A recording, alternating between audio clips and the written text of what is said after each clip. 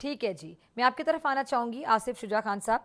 आप माहिर मौसमियात हैं, तो आप क्या समझते हैं ये जो क्लाउड बर्स्ट है? सबसे पहले तो मैं चाहती हूँ कि आप आसान अल्फाज में नाज़िन को इस टर्म से आगाह कीजिएगा, और जो शदीद बारिश होती है और क्लाउड बर्स्ट, इन दोनों में जो फ़र्क है, जो वाज़े फ़र्क है, उसको कैसे डिफ्रेंशिएट किया जाता है?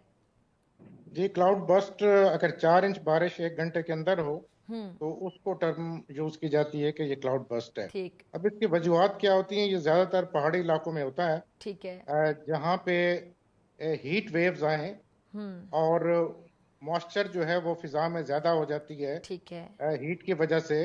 और पहाड़ी इलाकों में क्योंकि स्लोप होती हैं, तो उस वजह से हवा जो है वो हल्की होकर वो स्वीप करती है और हम्म। बादलों में जाती है। खास किस्म के हम्म। बादल होते हैं, उनमें जाके तो ये काफी हाइट तक जाती है और वो यकदम जब फैलती है तो उसकी वजह से क्लाउड बर्स्ट होता है।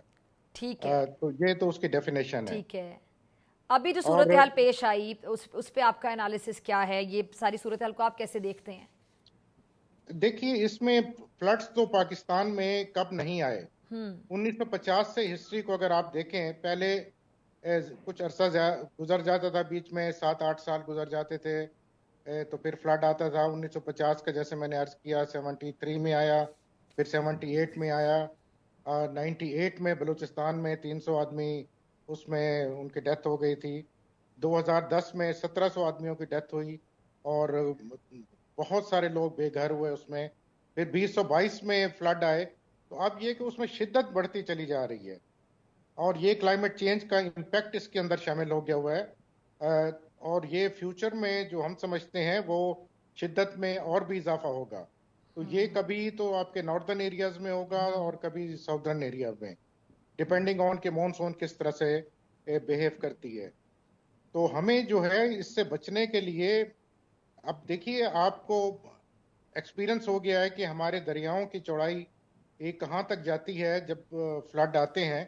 तो उसके बाद के एरिया जो है ये बफर जोन बनाने चाहिए, जिनको रेड जोन डिक्लेयर करें और ठीक है। उसमें कोई कंस्ट्रक्शन या घरों की तामीर की इजाजत ना दी जाए। ठीक। और दूसरा, लोगों में अवेयरनेस ज्यादा हो। अब मैं देख रहा था टीवी पर कि 12 लोग फंसे हुए थे और ठीक। उनसे पूछा गया कि भाई आप क्या करने उधर गए हैं, तो कहते हैं जी हम लकड़ी वहां से पकड़ने के लिए गए हैं। हम्म। तो लोगों को इसका मतलब है सही एजुकेट नहीं किया जा रहा। सही। परमानेंट किस्म के इन फ्लड प्रोन एरियाज में शेल्टर बनाने चाहिए जहां लोग आके आबाद भी हो सकें। तो मेरा ठीक। ख्याल है कि लॉन्ग टर्म प्लानिंग करनी पड़ेगी। लेकिन अफसोस ये है कि जिन ममालिक ने वादा किया था पेरिस कॉन्फ्रेंस में कि जी हम 1,000 डॉलर जो है, $1 बिलियन, उस $100 बिलियन का हम फंड बनाएंगे, 2030 तक ये चलना था, लेकिन उन्होंने नहीं किया। एक ग्रीन क्लाइमेट फंड है जिसमें सिर्फ अब तक $13.8 बिलियन इकट्ठे हुए हैं लोगों, मुल्कों की तरफ से, जो बड़ा उसने अपने आप को आइसोलेट कर लिया है। तो पाकिस्तान को सिर्फ $304 मिलियन अब तक मिले हैं, जिसमें कुछ तो एनजीओज प्रोग्राम चला रही हैं, कुछ ठीक है। गवर्नमेंट चला रहे हैं और उसमें बीआरटीज भी बन रहे हैं। तो ये तो बहुत थोड़ी अमाउंट है। इससे लॉन्ग टर्म प्लानिंग तो आपकी हो नहीं सकती। इंसानों को बचाना सबसे पहली बात है।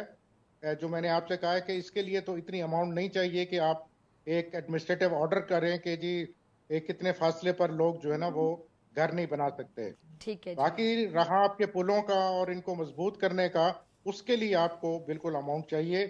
आपके फसलें तबाह हो जाती हैं, कंपनसेशन चाहिए, ऐसी वैरायटीज चाहिए जो ड्राउट को भी और ठीक है फ्लड जी। को भी बर्दाश्त कर सके। ठीक है फैजी